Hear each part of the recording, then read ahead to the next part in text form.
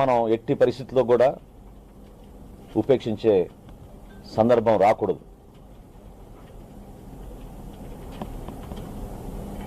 ఈ మాఫియా ఏ విధంగా వ్యవస్థీకరించిందో మన కాకినాడ పర్యటనలో మీరందరూ చూశారు. చాలామంది మీడియా మిత్రులు, అధికారులు కూడా మేము మొట్టమొదటిసారి మమ్మల్ని కాకినాడ పోర్ట్లో గేటు దాటి మమ్మల్ని రానిచ్చారనే విషయం చెప్పినప్పుడు నేనే ఆశ్చర్యపోయాను. ఒక అడ్డగా మార్చేసి ఎవరిని కూడా దగ్గర రానికుండా అక్రమంగా పేద ప్రజల డబ్బు దోచుకుని పేదవాడి పొట్టగొట్టి వీళ్ళు ఈ విధంగా ఎగుమతులు చేస్తున్నారంటే ఇతర దేశాలకి ఒక్కసారి మీరు తలుచుకుంటేనే ఆశ్చర్యపోవాలి. ఇది కేవలం కాకినాడ నగరంలో పోర్టు సమీపంలో ఉన్న గోడౌన్స్ వరకే మేము సీజ్ చేసిన విషయం. 35,404 మెట్రిక్ టన్నులు మాకు అక్కడే దొరికింది. ఇంకా రాబోయే రోజుల్లో ఈ తనిఖీలు, దాడులు ఖచ్చితంగా కొనసాగుతాయి. అనేక జిల్లాల నుంచి మాకు సమాచారం వస్తుంది. నేను ఒక భరోసా ఇవ్వబోతున్నాను. ఖచ్చితంగా ఆ మార్పు నెల రోజుల్లోనే మేము చూపిస్తాం. పబ్లిక్ డిస్ట్రిబ్యూషన్ సిస్టమ్ ద్వారా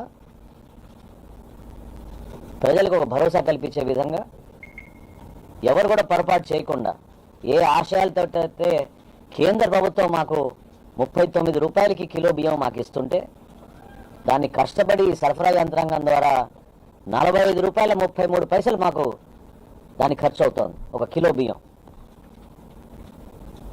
రూపాయికే కార్డుదారుడికి మేము సరఫరా చేస్తుంటే ఈ దుర్మార్గులు 8 రూపాయలకి 7 రూపాయలకి కొనుగోలు చేసి భారీ ఎత్తున ఈ స్కామ్కి పాల్గొంటున్నారు. దయచేసి రాష్ట్ర ప్రజలు కూడా ఆలోచించుకోవాలి. మీరు ఈ పొరపాటులో మీరు కూడా భాగస్వాములు కాబాకండి. ఎంతవరకు మనకి బియ్యం అవసరమో, ఏ విధంగా దాన్ని మనం జాగ్రత్తగా వాడుకోవాలో ఈ ప్రభుత్వం మీకు అందిస్తున్న కానుక ఇది. దాన్ని గౌరవించండి. ఒక రైతు పడే కష్టాల గురించి గతంలో అనేక జిల్లాల్లో పవన్ కళ్యాణ్ గారు, నేను పర్యటించినప్పుడు మేము చూసాం. పంట పండించిన తర్వాత 3-4 రోజులు లారీ కింద పండుకొని మిల్లర్ల దగ్గర పోయి బతిమలాడుకోవాల్సిన పరిస్థితి తీసుకొచ్చారు ఈ గత ప్రభుత్వం. ఆ పరిస్థితి మారుతుంది. నేను మాటిస్తున్నాను మీకు. రాబోయే సీజన్లో ఏ మిల్లర్ కూడా తప్పు చేయకుండా, రైతుకి ఎక్కడ ఇబ్బంది కలగకుండా, ధాన్యం కొనుగోలు విషయంలో, ఈ ప్రొక్యూర్మెంట్ విషయంలో చాలా పారదర్శకంగా కొత్త టెక్నాలజీ వాడి ప్రతి ఒక్కరికి మేలు చేసే విధంగా మా పౌర సరఫరాల శాఖ నిలబడుతుందని ఈ సందర్భంగా తెలుపుతూ, ఈ 1000 కోట్ల రూపాయలు ఏ విధంగా మేము జిల్లాల వారీగా పంచామో మీకు వివరాలు ఇస్తాను. పశ్చిమ గోదావరి జిల్లాకి 565 కోట్ల 95 లక్షలు, తూర్పు గోదావరి జిల్లాకి 121 కోట్ల 96 లక్షలు, కోనసీమ జిల్లాకి 163 లక్షల 59 లక్షలు, కాకినాడ జిల్లాకి 21 కోట్ల 92 లక్షలు, ఏలూరు జిల్లాకి 119 కోట్ల 96 లక్షలు, చివర్లో బాపట్ల జిల్లాకి 6 కోట్ల 61 లక్షలు. సుమారు 49,000-50,000 మంది రైతులకి ఉపశమనం కలిగేటట్టు ఇంత కష్టమైన ఆర్థిక పరిస్థితుల్లో కూడా నిజంగా ఒక విధంగా మా శాఖ పనితీరు చూసి ఇంకా ఉత్సాహంగా పనిచేయాలనే ఆలోచనతో అధికార యంత్రాంగం అందరూ కలిసి వస్తున్నారు.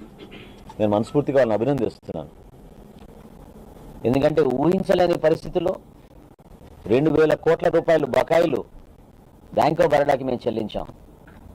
ప్రభుత్వ సహకారంతో, ముఖ్యమంత్రి గారి ఆదేశాలతోటి, చెడ్డ పేరు రాకూడదు మన ప్రభుత్వానికి అనే ఆలోచనతో ఆర్థికంగా ఇబ్బంది పడినా ముందుగా స్టాచ్యుటరీ పేమెంట్ 2,000 కోట్ల రూపాయలు ఆల్రెడీ వెచ్చించాం. ఇది కాకుండా ఈ 1000 కోట్ల రూపాయలు రాష్ట్ర ప్రభుత్వం మాకు సహకారం అందించింది కాబట్టి, పెద్ద మనసుతో ముఖ్యమంత్రి గారు, ఉప ముఖ్యమంత్రి గారు స్పందించారు కాబట్టి ఈ 1000 కోట్ల రూపాయలు ఈ రైతులకి మేము అందించగలుగుతున్నాం.